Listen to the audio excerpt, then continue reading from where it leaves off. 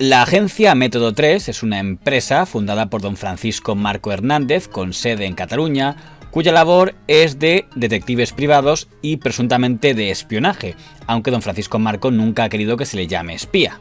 Soy un mero profesional que realizó muchas investigaciones y auditorías de seguridad de la información y que las continúa haciendo hoy en día. Porque eran y son legales, y que no existe ningún juzgado que haya dicho lo contrario. Método 3 tenía importantes contactos en el sector de los medios de comunicación. El periodista más señalado en esta dirección es don Javier Chicote Lerena, que hoy está en el periódico ABC, pero durante mucho tiempo era uno de los periodistas de investigación de la revista Interview, con la que Método 3 colaboró en bastantes ocasiones. Por ejemplo, cuando Interview encuentra a don Francisco Paesa, el hombre de las 1000 caras que presuntamente había ayudado a don Luis Roldán a fugarse de España y se habría podido quedar con su dinero, la propia Interview reconoce que lo encuentra, lo resucita, dado que el señor Paesa había intentado hacer creer que había muerto publicando una esquela falsa, y el propio director de Interview reconoce que lo han encontrado gracias a la agencia Método 3, de don Francisco Marco. Cuando el señor Chicote pasa de Interview al periódico El Mundo, también en esa etapa colabora con el señor Marco y la agencia Método 3, como con sus reportajes sobre Intervida, que llevarán a publicar un célebre libro con los chanchullos de esa ONG. El nombre de Método 3 también es nombrado en cosas un poco más fantasmagóricas, como cuando a través de una periodista aseguran que Método 3 conoce la identidad y el nombre de los secuestradores de la niña Madeleine, en referencia a la niña desaparecida Madeleine McCann. Antes de entrar he hablado con Paco Marco, con Francisco Marco, que es el responsable de esta investigación por parte de Método 3, y me aseguró y me ha dicho que podía explicar que la agencia ya tiene identificado con nombres y apellidos al secuestrador. A tenor de lo que has dicho, te tenemos que pedir, Maika, si puedes volver a repetir esto que has dicho. La agencia tiene identificado al hombre que, según él asegura, secuestró esa noche a la pequeña Madeleine. Nombre y apellido de esa persona que podría ser el retrato hablado del que llevaría a una niña secuestrada. Método 3 tiene identificada a la persona que esa noche secuestró, según la agencia detective española, a Madeleine. Que si Método 3 sabía la identidad de los secuestradores, se la debió callar, porque han pasado bastantes años después de eso y esa identidad sigue sin saberse a día de hoy. Pero toda la trayectoria de Método 3 quedará sepultada con un incidente que hará que Método 3 sea conocida como la agencia de la Camarga. Y para eso hay que situarse en el año 2010, cuando don Jordi Pujol Ferrusola, uno de los hijos de don Jordi Pujol, el fundador de Convergencia y también amigo personal del señor Artur Mas, en ese momento líder de Convergencia, rompe con su entonces pareja, doña Victoria Álvarez, y es una mala ruptura en la que supuestamente la señora Victoria Álvarez habría sufrido malos tratos, pero no habría conseguido que los Mossos de Escuadra hicieran caso a sus acusaciones. La señora Victoria Álvarez, porque ella había denunciado maltratos, etcétera, etcétera, y no solamente no lo habían admitido, sino que posteriori uno de los hijos de Pujol se presentó con unos Mossos de Escuadra a las 2 de la mañana y le rompió delante de la denuncia, etcétera, etcétera, y la amenazó. En ese momento la señora Álvarez contacta con un conocido suyo del Partido Popular que se llama don Jorge Moragas. Y don Jorge Moragas arregla un encuentro de doña Victoria Álvarez con la entonces presidenta del Partido Popular de Cataluña, doña Alicia Sánchez Camacho. Y ese encuentro se produce en el local de la Camarga. En ese local, en esa mesa, en ese florero, doña Elisenda Villena, de Método 3, ha metido un micrófono para grabar toda la conversación. Y en esa conversación, la señora Álvarez habla de su ruptura con don Jordi Pujol Ferrusola y de presuntos indicios de corrupción que ella ha visto durante el tiempo en que fue pareja de este. Pero, por lo que sea, el Partido Popular no consideró en ese momento relevante hacer público esos indicios que les estaba diciendo la señora Álvarez. De hecho, hay campañas electorales por aquella época y doña Alicia Sánchez Camacho no hace ningún tipo de referencia a nada que tenga que ver con la familia Pujol. Quizá porque en aquel momento al Partido Popular a lo mejor le interesaba Convergencia como socio. Recordemos que las municipales de 2011, por poner un ejemplo, unos cuantos alcaldes del PP son elegidos alcaldes gracias a la posición de los concejales de Convergencia. Pero avanzan los años y nos situamos en el año 2012, donde la situación política cambia. Ya está en el gobierno don Mariano Rajoy y el señor Mas da el giro independentista de Convergencia apoyado por los Pujol. Y es en ese momento cuando empieza a interesar hablar de los casos de corrupción de Convergencia. El Mundo, que es el diario que más empieza a indagar a Convergencia, empieza a intentar contactar con doña Victoria Álvarez. Entre ellos van a hablar con ella personas como don Eduardo Inda, como don Esteban Urriztieta y un tal señor Javier Hidalgo, que en realidad es un alias porque es el comisario Villarejo. No, se lo digo porque dos periodistas del Mundo avalaron esta falsa identidad a la propia Victoria Álvarez, que les llamó y les preguntó: oye, tengo aquí un periodista que se hace pasar por periodista del Mundo, ¿lo es? Y le dijeron: sí que lo es. Como si esos periodistas supiesen lo que usted estaba haciendo. Pues me parece estupendo, ¿no?, que eso lo hicieran. Dijiste que el comisario Villarejo, cuando se dirigió a Victoria Álvarez Martín, la gran heroína del caso Pujol, se dirigió a ella como periodista del Mundo. Y se dirigió a ella como periodista del Mundo porque, según tú, nosotros le habíamos dicho, Esteban Urriztieta y yo le habíamos dicho a Victoria Álvarez Martín, a la exnovia de Jordi Pujol Ferrusola, que el comisario Villarejo era periodista del Mundo. Eso es una auténtica falsedad. En 2013, el audio de la conversación grabada en 2010 entre la señora Álvarez y la señora Sánchez Camacho empieza a rular por redacciones y por despachos, incluso unas partes se filtran a internet. A raíz de eso, doña Alicia Sánchez Camacho presenta una demanda contra Método 3. O bien porque considera que ha sido espiada, o bien porque considera que no han sabido custodiar bien esa grabación y han permitido que sea filtrada. Entonces se monta una gran redada contra Método 3 que es prácticamente aplastada. El director de la agencia de detectives Método 3, Francisco Marco, y otros 3 empleados permanecen detenidos en dependencias policiales en Barcelona a la espera de pasar a disposición judicial. Se les acusa de revelación de secretos en relación con la supuesta trama de espionaje político en Cataluña. Son las primeras detenciones relacionadas con este caso. Los 4 detenidos han pasado la noche en esta comisaría de Barcelona. Son el director de Método 3, Francisco Marco, la responsable de operaciones de la agencia, Elisenda Villena, y 2 trabajadores de la empresa. Estos 2 últimos habrían reconocido a la policía que ellos grabaron la conversación entre la presidenta del PP catalán, Alicia Sánchez Camacho, y la expareja de Jordi Pujol Ferrusola, en el restaurante La Camarga, pero que lo hicieron, han asegurado, siguiendo órdenes de sus superiores. La respuesta está siendo de eficacia inmediata, de reacción inmediata y poniendo todos los recursos necesarios para llegar hasta el fondo del asunto. Y luego se monta la destrucción de Método 3, que no voy yo ahora a defender a la agencia de detectives Método 3, pero evidentemente es desproporcionado el asalto a Método 3 con 2 fiscales y 41 policías, como si estuviéramos ante la sede del Daesh o del Estado Islámico, si no se quiere ocultar algo muy grave. A raíz de esa investigación, comienzan a conocerse los clientes políticos que tenía Método 3, entre ellos don José Zaragoza, uno de los máximos dirigentes del PSC, el Partido de los Socialistas Catalanes, que además en aquel momento era miembro del Comité Federal del PSOE.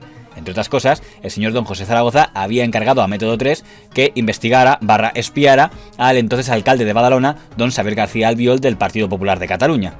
Ante aquello, don José Zaragoza es forzado a dimitir como miembro del Federal del PSOE, aunque a día de hoy sigue siendo diputado. Zaragoza ha dimitido de su cargo como vocal en la ejecutiva del PSOE después de conocerse el contenido de unos correos con la agencia de detectives Método 3. Según esos correos, la agencia hizo un seguimiento al alcalde de Barcelona, Xavier García Albiol, del Partido Popular, por encargo del dirigente socialista. Mandar espiar a otro político es propio, bajo mi punto de vista, de organizaciones mafiosas, de don Corleone. Parto del principio de que me parece repugnante esto del espionaje político, repugnante, y que desde luego si se ha producido hay que actuar, claro. Otro que aparece es el dirigente de Convergencia, don Xavier Martorell, que también figura como cliente de Método 3, a quien presuntamente habría encargado investigaciones. Y lo mejor es que en los papeles aparece que el señor Martorell hablaba en nombre de Convergencia. Convergencia rápidamente desautoriza al señor Martorell y le fuerza a dimitir por considerar que estaba actuando por cuenta propia y no tenía derecho a hablar en nombre del partido a la hora de contratar servicios a Método 3. A las 8:30 de la mañana, Xavier Martorell entraba como cada día en la sede de servicios penitenciarios de la Generalitat, pero hoy lo hacía en funciones. Ayer comunicó su renuncia irrevocable y se aceptó. Demanaré explicacions molt clares, molt convincents per part del senyor Martorell, perquè esmenta el partit quan, d'una manera molt clara, el partit no ha fet cap contractació d'aquesta naturalesa. Y, según el periódico de Intereconomía La Gaceta, también era cliente de Método 3 el empresario don Ignacio López del Hierro, es decir, el marido de la entonces secretaria general del Partido Popular, doña Dolores de Cospedal. Pero entre el trabajo de Método 3 hay muchísimas más cosas, no solo seguimientos y espionajes a políticos, sino también a empresas, industriales, etcétera, ¿no? Y he aquí que dentro de ese otro ámbito de trabajo de Método 3 hemos encontrado que la empresa Artesan Capital, cuyo presidente en aquel momento era Ignacio López de Hierro, el esposo de María Dolores de Cospedal, encargó un trabajo a Método 3. Hemos obtenido respuesta de María Dolores de Cospedal diciendo que igual interponía una demanda por esta información, argumentando que no era cierta. El señor López del Hierro es una figura bastante interesante porque parece que está en todas las fiestas en la lista de invitados, pero luego suele conseguir evitar aparecer en las fotos. Pero la duda en torno a la Camarga era si doña Alicia Sánchez Camacho sabía o no sabía que estaba siendo espiada durante su conversación con doña Victoria Álvarez. Y esto a cuento a que la señora Sánchez Camacho ha repetido una y otra vez que ella no sabía que la estaban grabando, mientras que don Francisco Marco, el dueño de Método 3, no se ha cansado de repetir que sí lo sabía. Y ese matiz es importante sobre todo para él, porque la raya entre si lo sabía la señora Sánchez Camacho o no es la raya entre cometer un delito o no. A mi ningú em va demanar gravar a ningú a través de la empresa Método 3. ¿Cómo puede ser que Método 3 sepa el día y la hora de la comida? ¿Por qué no hacemos las fotografías de la señora Sánchez Camacho entrando en la Camarga y sí de Victoria Álvarez? ¿Cómo encargamos la mesa en Método 3? Es simple, porque fue el entorno de doña Alicia Sánchez Camacho el que encargó la grabación legal, repito, legal, de la Camarga en nombre de doña Alicia. El que digui aquesta persona o qualsevol altra és la seva paraula contra la de qualsevol altra. Jo no crec que ningú pogués fer pròxim a mi. Si usted no supiese quién me encargó la grabación, meramente oficiando a la policía a través de ese juzgado para que dirigiese a quien habíamos llamado, lo sabría. ¿Por qué no lo hizo? Si no lo sabía ninguna de las dos personas, estaría espiando, pero si lo sabía una de las dos, sería de común acuerdo con una de las partes. ¿Y usted sabía que la estaban grabando en aquell dia? No, en cap moment. No ho sabia. Usted, doña Alicia Sánchez Camacho, lo sabía. Usted consintió. Quan jo estava en aquella gravació, no sabia que m'estaven gravant. De todos modos, aun suponiendo que la señora Sánchez Camacho no supiera que estaba siendo grabada y que quien ordenó esa grabación hubiera sido don José Zaragoza o el propio señor Moragas, aún así, ella no queda demasiado bien porque conocía indicios de presunta corrupción, en este caso de la familia Pujol, y por lo que se ha decidió callárselos durante 2 años. También es muy curiosa la forma de actuar del independentismo, que por aquel año 2013 su forma de actuar es machacar a doña Victoria Álvarez. Doña Pilar Rahola, por poner un ejemplo, que en ese momento es columnista de La Vanguardia, deja al margen su feminismo y publica una columna contra doña Victoria Álvarez, diciéndola poco menos de que es una amante despechada. No hay nada más malvado que un amante despechado y sin duda la venganza de esta señora es de órdago. Que no venda responsabilidad ciudadana porque diga medias verdades o mentiras, su comportamiento no parece precisamente motivado por fines honorables. Y en un programa que hace Mediaset para hablar sobre el caso en el que hay 2 figuras independentistas, la propia doña Rahola y la señora doña Isona Pasola, y cuando el presentador dice si quieren dialogar con doña Victoria Álvarez, se alejan de ella como si tuviera la lepra. No, con esa persona no queremos hablar. Yo no he estado 2 años tirándomelo y después haciendo caja explicándolo, o sea que no tengo ni idea. Yo no me quedo. Tengo a Victoria, ahí no me quedo, pero tengo a en Victoria fin. allí que nos está escuchando No, y Victoria no sé, te está no, escuchando no, pero y está... ya está, ya tiene... Victoria, no, simplemente... No tengo ningún interés. Victoria, no, Javier, te lo digo muy en serio.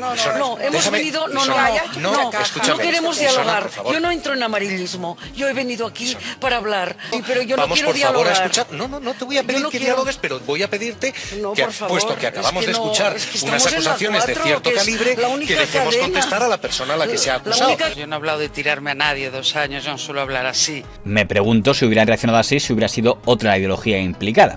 Pero aún quedaba una vuelta de tuerca, porque durante toda la investigación de Método 3 hubo 2 miembros de Método 3 que a la vez de trabajar para Método 3 estaban trabajando para asuntos internos de la policía, es decir, la unidad que dirigía el intrigante comisario señor Martín Blas, archienemigo del comisario Villarejo a partir de la Operación Emperador, pero que en aquel momento era aliado de él en lo que la prensa viene llamando esa operación antiindependentista en Cataluña.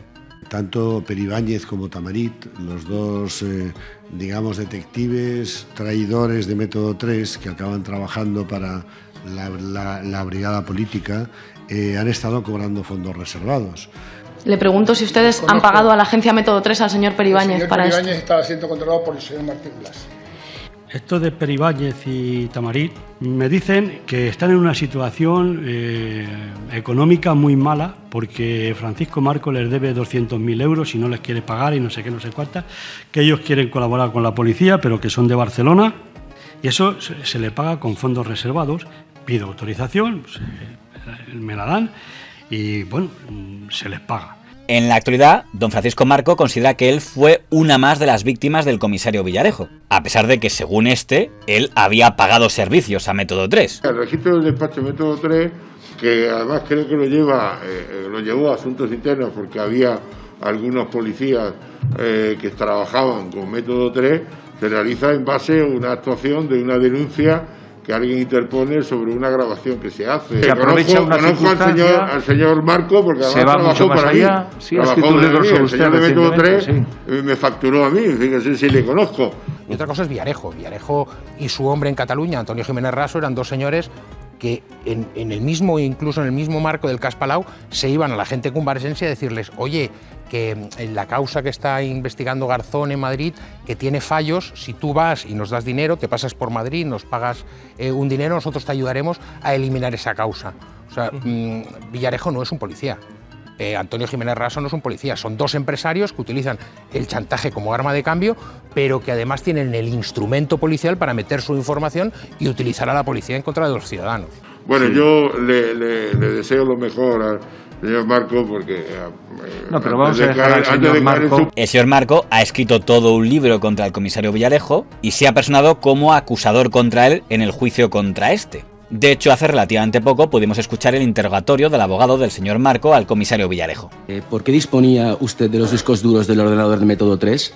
Formaba parte del contenido del registro que en su día, con ocasión de la detención de su cliente, se hizo, creo recordar, en 2013, que lo hizo la Unidad de Asuntos Internos, al frente del cual estaba don Marcelino Martín Blas, y como quiera que existían las sospechas de que estaba colaborando con movimientos independentistas y con, gente que podría estar desequilibrando la unidad de España, Asuntos Internos, concretamente don Marcelino y don Eladio Rubén, sí mantuvo contactos con varios ex empleados de su cliente que además creo que les pagaron con fondos reservados, que estaban dispuestos a dar información porque además se sentían engañados porque 6 meses o un año antes su cliente había cerrado y no les pagaba y decían que la empresa iba muy bien, pero que por los problemas de adicción de su cliente pues prácticamente había echado abajo su empresa.